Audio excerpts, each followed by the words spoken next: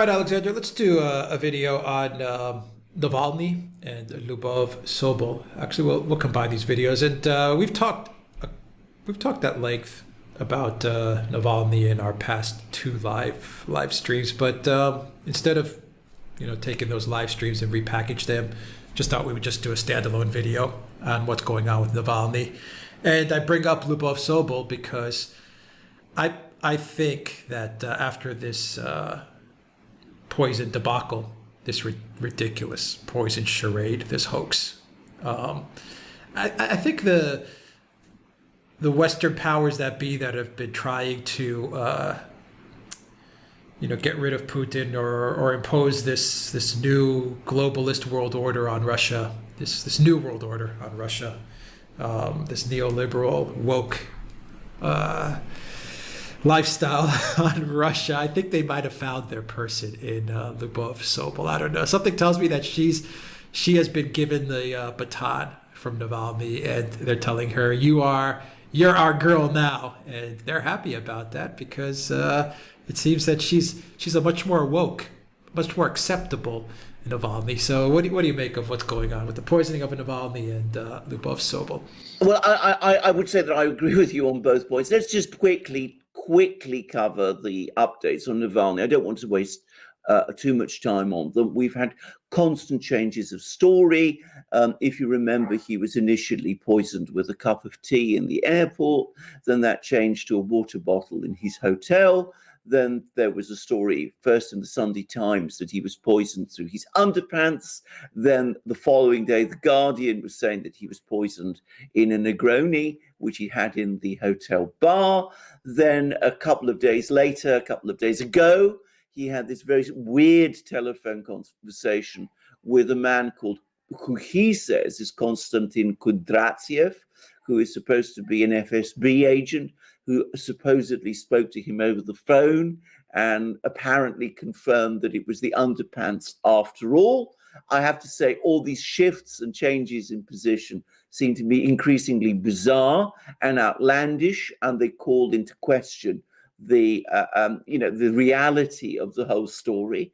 I would also say that I don't personally believe that an FSB agent would discuss an action like this over an open line with somebody he hadn't met and wouldn't recognize Navalny's voice if he was really telling him. But put all that aside. So that's where that is. We've also had an article in the Lancet by the German doctors who treated Navalny.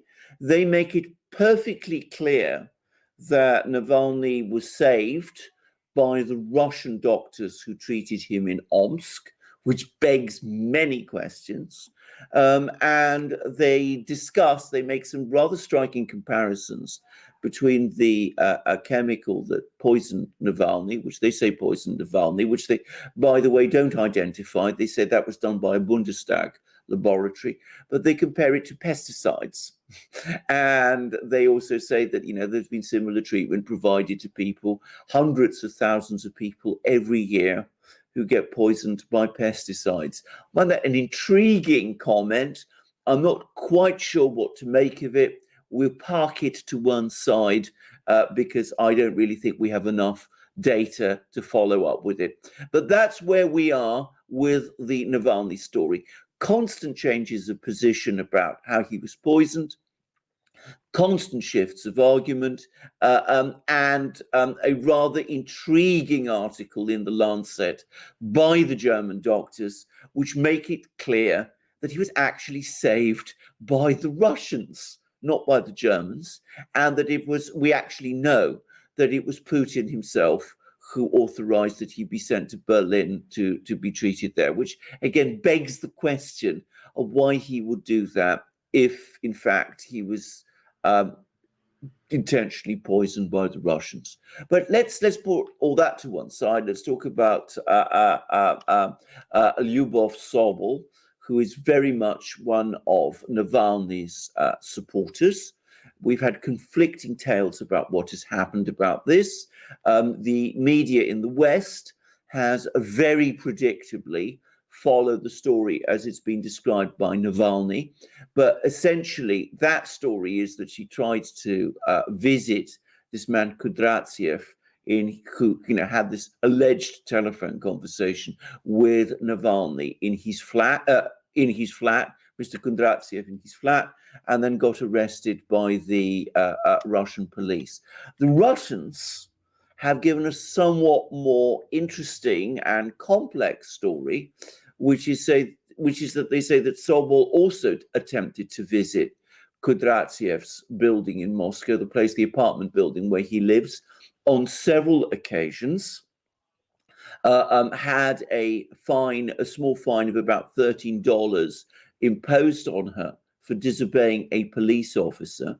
She then supposedly returned 4 days later, tried to break into an apartment of another person, not Kudratsev, but presumably in order to get closer to Kudratsev. And something which I found very bizarre was supposedly dressed in the uniform of the country's health watchdog, which suggests that, or at least is intended to suggest, that she was masquerading as some kind of official of the Russian health service in connection with the ongoing pandemic. Anyway, that's what the Russians are saying. So we have two very different accounts of this. But it looks to me as if, again, with Sobol, and this is very much the same as with Navalny before he left Russia, almost an attempt to incite an arrest. In other words, she was going round to this apartment building, trying to meet this man, trying to contact him. The details of how she did it vary, but it's almost as if she was trying to get herself arrested, not on any very serious issue. She was, as I say, only a $13 fine in the first instance. She was taken in for questioning later and might be charged with a minor offense. But it does look as if she is now trying to replace Navalny, or being positioned to replace Navalny as the leader of the opposition, or at least what the West calls the opposition in Russia. It's not seen as the opposition within Russia itself, but that seems to be what this is all about in Russia, what this is all about with Sobol. So we'll see how it turns out. Yeah, because Navalny completely failed, and they want to be done with him. I think that's obvious that the West has no more faith in Navalny's ability to overthrow Putin and overthrow the Putin government. I think they've all essentially given up on Navalny, and I wouldn't be surprised if it was the West that decided to fiddle around with Navalny's underpants. But I wouldn't be surprised at all. But I'm on BBC right now, and today, BBC, and they have this section on their website which they call The Real, and it has these BBC produced really slick videos, and the one that they are highlighting today as I'm on the site is the invisible influencer taking on Russia's government, Lyubov Sobol. And they have this this picture of her, a very attractive woman in front of the, her silhouette in front of the Kremlin, in front of Red Square, St. Basil's to the background, and the famous Kremlin clock over her shoulder. And so I think it's beginning. It's beginning. This is it. She is the new and improved Navalny 2.0, the woke. I'm going to call her the woke Navalny 2.0. I agree with this. I mean, I think that Navalny failed, and I think we said this before in previous programs. Navalny, the failure of the Navalny enterprise became very clear in June when he wasn't able to disrupt or do anything in relation to the Russian constitutional referendum. This is the referendum that Putin was trying to organize to carry out amendments to the Russian constitution. I think a lot of people were expecting that Navalny would be able to, or at least that there would be a much bigger, abstentions from this referendum, and perhaps even a significant no vote. It didn't happen. And there weren't any protests after the constitutional referendum either. And I think a lot of people in the West were very disappointed and put out with that. And it showed the extent to which the Navalny has basically lost traction in Russia. Lost, so that made him weaker and perhaps exposed him to an operation by someone. I'm not going to speculate about them. So that's I think, get Navalny out of the way, find someone else instead. Lyubov Sobol looks attractive, looks personable, has very much the same kind of tactics as Navalny had, trying to get herself arrested, because that's just what you do. I mean, turn up in an apartment building, repeatedly trying to meet somebody you claim is an FSB agent. We don't know whether this is true anyway. Any of that is true, by the way, but that's the narrative. It's not surprising that the police get called. It's not surprising that she gets arrested. You then start news stories about her in the newspapers, in the media, in the West, and that sets her up as the new face of Russia's non-system opposition. I have to say, I think that this is becoming so transparent now that it's beginning to become embarrassing. And I don't expect that this lady, Ms. Sobol, is going to have any more traction than Navalny did. And I certainly don't get the impression that she has his undoubted skills as an orator.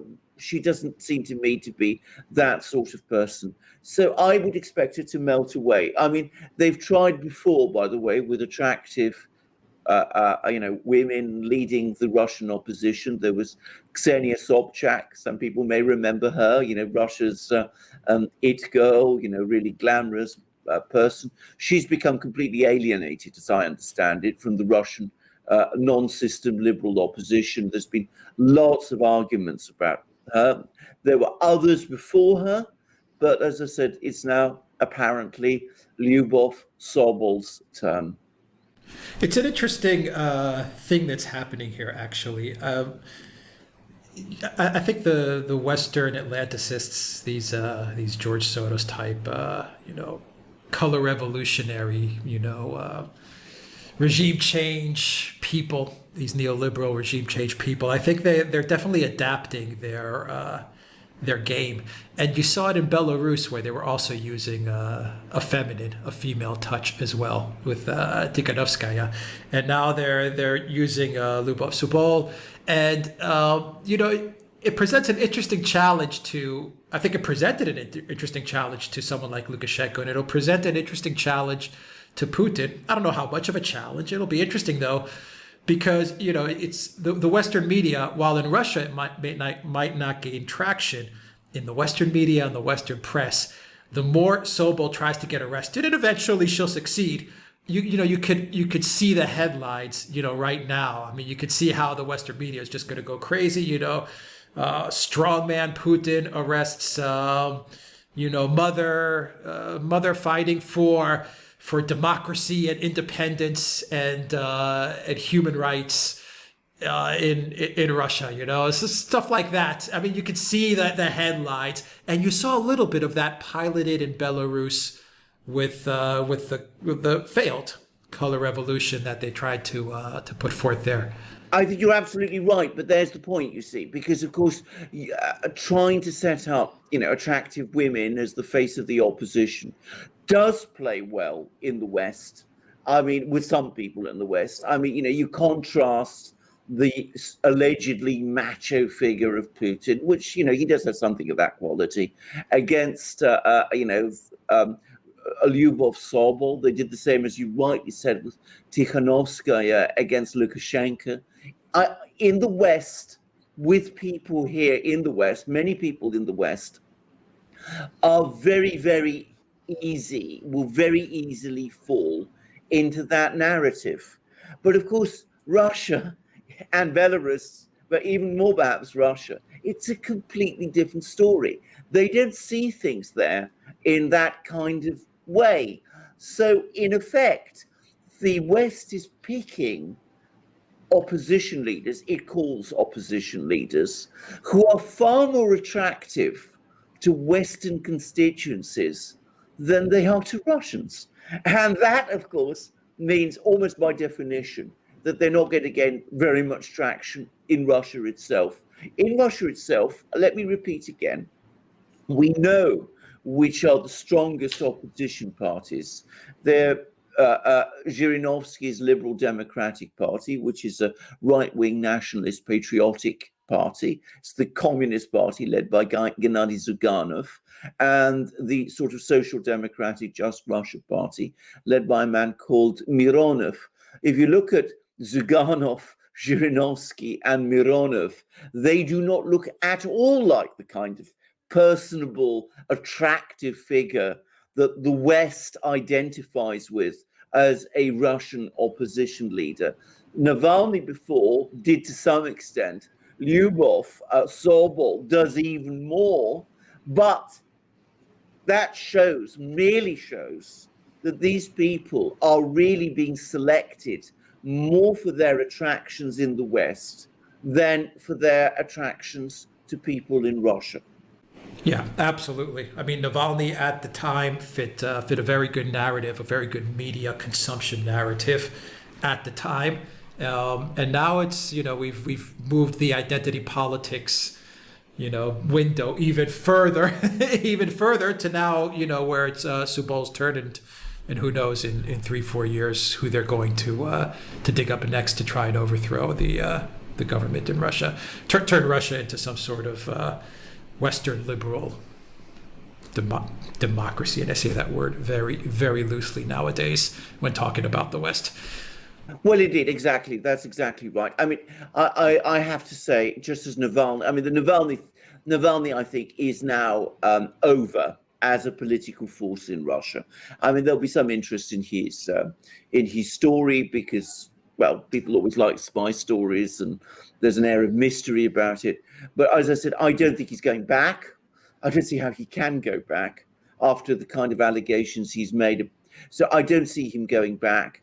And as you correctly say, Lyubov Sobol is the new face. I don't see her succeeding any more than Navalny did. In fact, I think she's going to be less successful than Navalny was, because I don't really think this is the kind of person that Russians would be frankly interested in voting for. Yeah. All right. We'll see. Interesting. What's going on? How they're packaging this whole thing in the West, and obviously, I think Russia is not going to. It's not going to consume this in the way they think they're going to consume this. All right, we'll leave it there. Alexander Merkers, thank you very much. Guys, hit that like button. Check us out on BitChute, Odyssey, and Rumble. We are also on Rumble, so subscribe to us on those networks as well. And go to the Duran shop, pick up some merchandise. We got all kinds of great stuff that we are selling on the Duran shop for 2021. Indeed we are. And can I just say, we've greatly expanded the range of our products on our shop, and our viewers who buy things from our shop are extremely happy with the quality, the exceptional quality of the products we sell there, and they come in all sorts of forms. We have our wonderful and famous magic mugs, the best magic mugs in the world, this one with the flag of Australia. We also have our amazing shirts, our t-shirts, both long-sleeved and short-sleeved. We have sweatshirts like the one I'm wearing now. This one, by the way, you can see it there with the double-headed eagle of the Duran, and that's the flag of Scotland that you see there, one of the other kingdoms that make up the United Kingdom. And we've got hats like this one with the flag of Great Britain, the Union Jack. And we've got hoodies, and we've got stickers. So you can come to our shop and support us that way, and you can support us on our other platforms, and you can join us on our Discourse server as well and participate in the Duran community in that way, and by coming to our programs. And please also support us through PayPal, Subscribestar, and Patreon. All right, Alexander Mercouris, thank you very much. Until next time, everybody, take care.